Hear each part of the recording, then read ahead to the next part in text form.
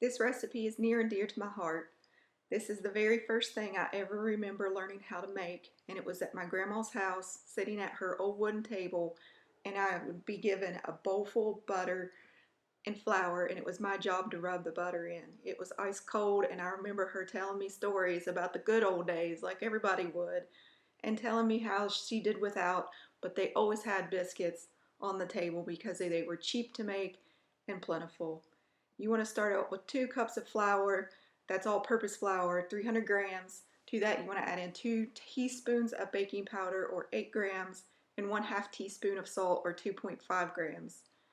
To this, you're going to add in a 1/2 cup, 113 grams of cold butter cut into little cubes, and you want to make sure you do something called rubbing it in. You can use a knife to do this, or you can use one of those pastry cutters, but I personally like to use my fingers because it just brings back some really nice, wonderful memories of my grandma's coal burning stove, her just sitting there telling me stories about how she was a child and how they struggled and ended up being a very resilient family. And it was happier times. It was times before you grow up and you realize this world is a hard place and it's not always a lovely place as your grandparents make it. You feel safe and warm when you're in your grandmother's house. I really wish that I could have gotten to know her longer, and it was a tragedy that she was gone before I became a more mature adult. So when I make biscuits, I like to have conversations with her. I think it's a wonderful time to just pretend that we're still sitting there at the kitchen table, and this time I'm telling her stories. Now that you got the butter all mixed up into a nice little crumb, you want to add in 3/4 cup of buttermilk. At this point, I like to use the knife to get it stirred together to get a nice consistency because it's going to be a sticky dough and it's a little hard to work with your hands. Now, a lot of people will tell you you have to have ice cold ingredients, and if you don't, you're going to ruin your biscuits. It's true to an extent, but it's more important on the ratios of fat to flour. These are not traditional to southern Appalachia or southern West Virginia or Georgia or whatever southern American state you want to talk about just because they're called biscuits. These are really old. These are scones. They're as old as dirt. Everybody has a biscuit recipe, so don't worry about all the semantics of what it's called. A biscuit, a scone, a scone. All it is just a really nice quick bread that is cheap to make, doesn't require a lot of ingredients or a lot of effort. It's all about not handling the dough too much and the right quantities. Now all you can see is it's kind of like a crumbly little mess, but it's very sticky, so it will come together pretty quickly. As you can see, it's sticking to my fingers.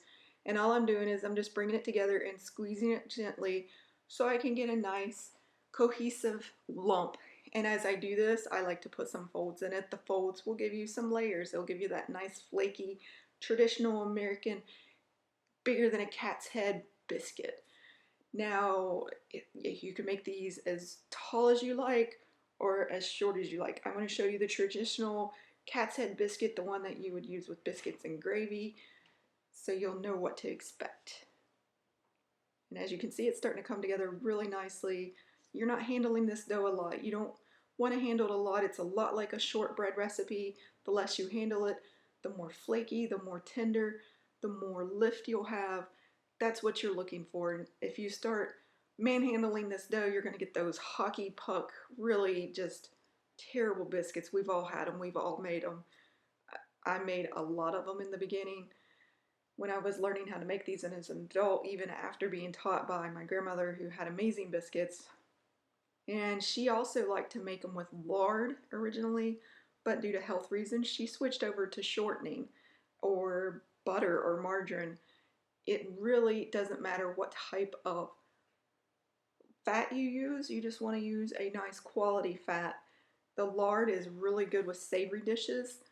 but you want to do that on an occasion because it's very high in saturated fat. It's not a good thing for you. The butter is also high in saturated fat, so if you have health concerns, you can use margarine, you can use shortening, you can use a combination of them all. And as you can see, I'm ready. All I did was flatten it out to about 1 inch tall thickness, which is 2.54 centimeters, and then you just cut them out. And you don't want to twist your biscuit cutter. You want to lift it off and then move the dough away. And then you're just going to place them on there, and you want to have them touching together. If you touch them together, you know how sometimes you'll get lopsided biscuits? This prevents the lopsided biscuits. Touching them together helps them rise together. Think of them as a cohesive unit.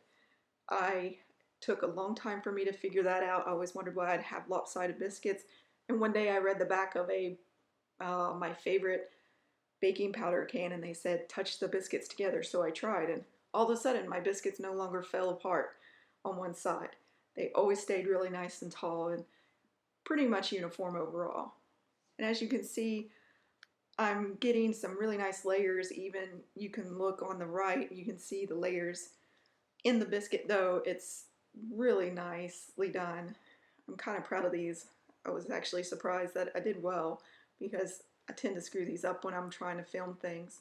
Filming is very hard if you didn't know this. I have a lot more respect for people who film even bad quality films because it's very self-conscious to do anything.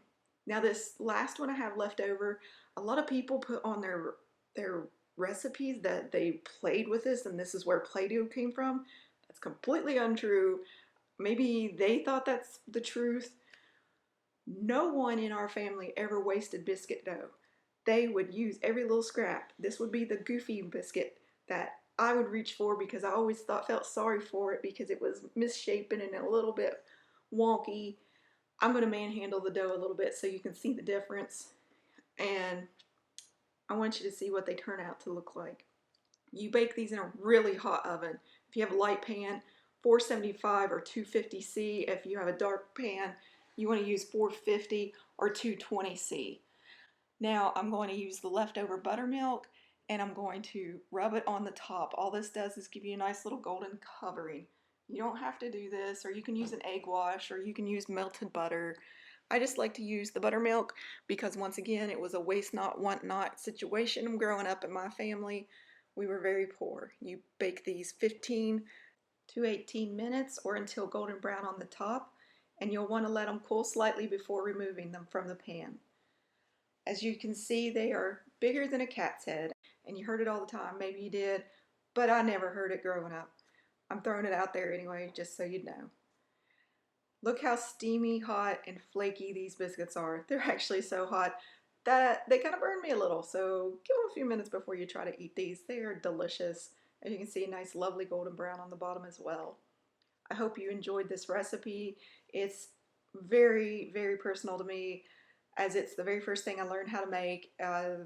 Grandma was very generous to show me how to bake and cook and have a love for food and how to stretch the bottom dollar. Go to jacksonsjob.com for more recipes. Be sure to like and subscribe, and happy baking.